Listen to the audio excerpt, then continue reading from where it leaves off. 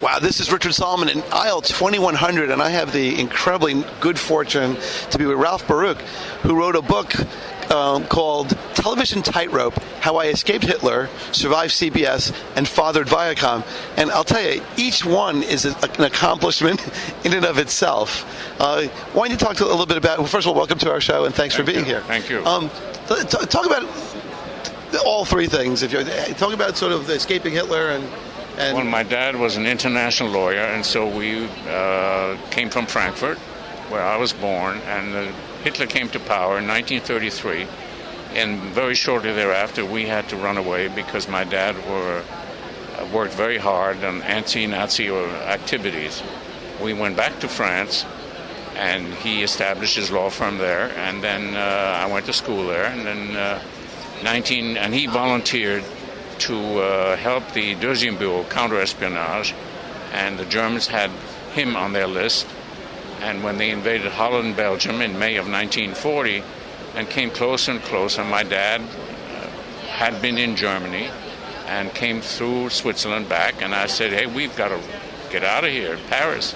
They're going to be here. And he, no, he said, don't worry about it. We've never lost a war, and I showed him how France did. Anyway, I had to give him an ultimatum. It's either I go alone or I go with you. By the time he decided there were no more transportation was available, no gasoline for cars, train was impossible, tens of thousands of people wanted that, and we put my grandmother of 82 some bags on a pushcart, and that's how we left Paris. Wow.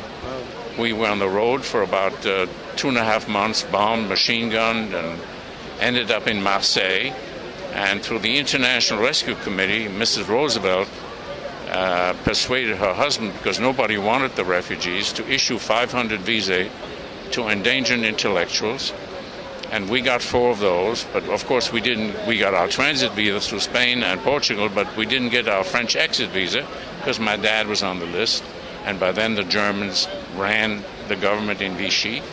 And so we, through Varian Fry, was head of the office of the International Rescue Committee in Marseille.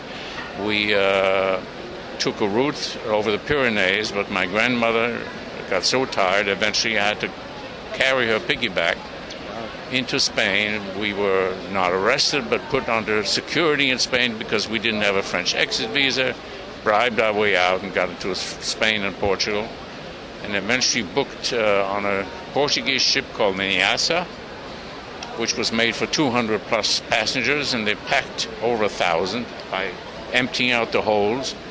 And for an inside cabin, that means no windows, my mother, my grandmother, my father, and I paid $500 each.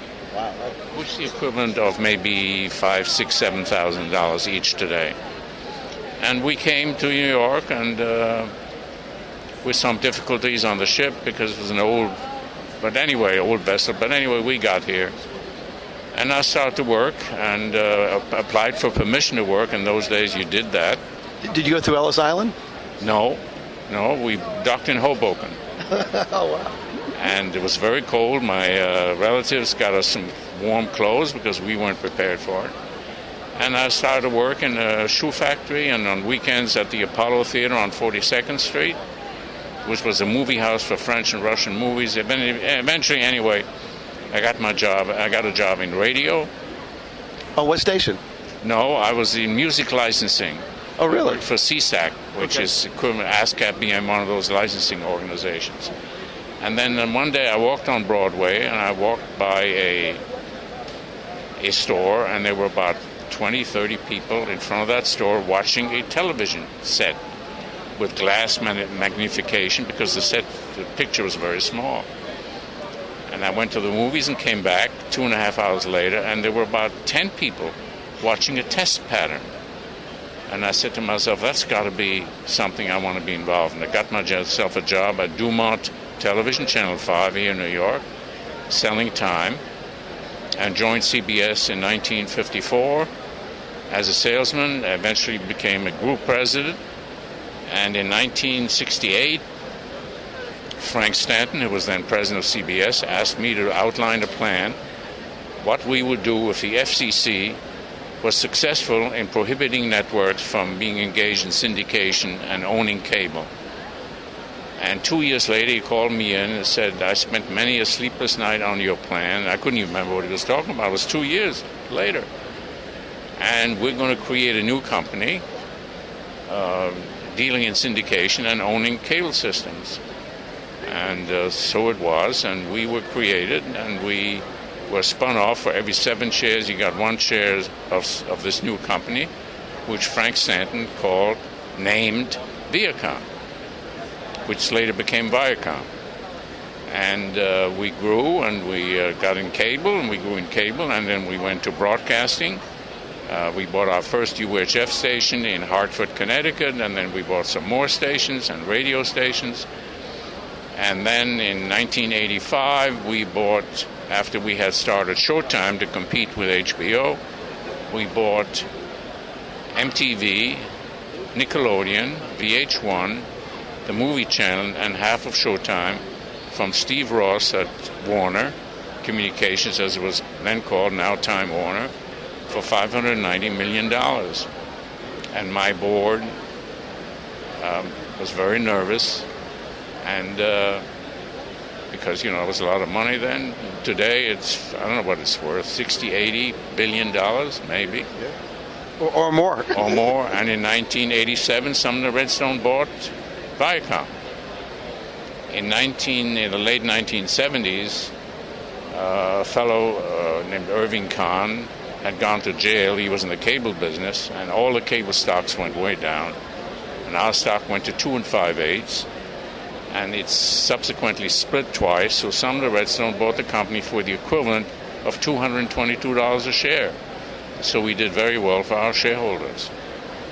But in the beginning, in the 1971 on, CBS, which was a different management then, I think tried to do everything they could to kill that little company.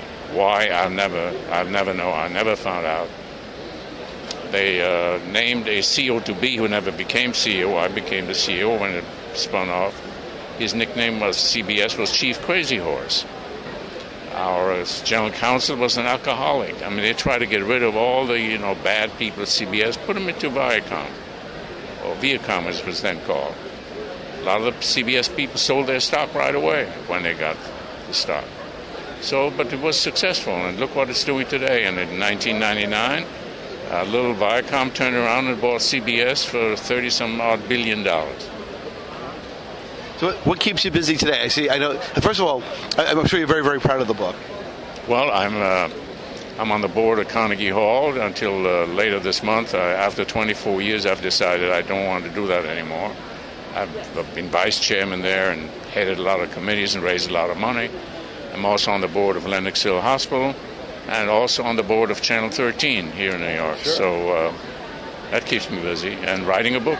Wow. Any books down the road? Is the plan? Not right now. No, not right now. This took 3-4 years, and that's... Well, thank you so much for being on TCBRadio.com. Thank you very much. Thank you.